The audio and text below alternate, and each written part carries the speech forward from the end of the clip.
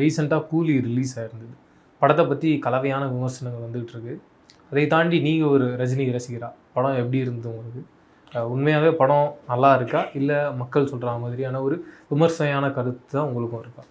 இல்லை, மக்கள்னு பார்க்க போகல சார். இது வந்து வெறுமனே சினிமா லவர்ஸ் அண்ட் அப்படி இல்லைன்னா என்ன சொல்ல போனால் தலைவர் ஃபேன்ஸ் இவங்க மட்டும் தான் படமே பார்த்துருக்காங்க.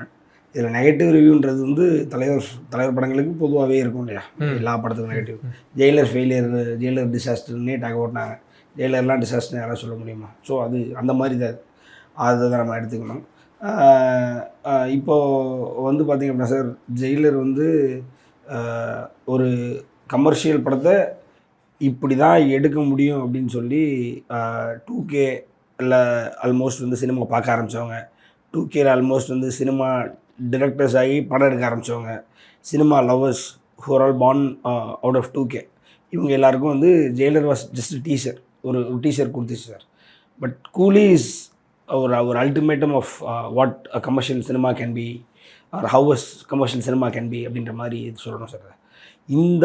இதை விட ஒரு சினிமா கமர்ஷியலி எடுத்துட முடியுமானா இல்லை சார். ப்ரொவைடட் ஒரு ஸ்டார் காஸ்ட், ஒரு மல்டி ஸ்டார் காஸ்ட், இவ்வளோ பெரிய ஸ்டார் காஸ்ட் இருக்கிற படம் இந்தியாவிலே கிடையாது.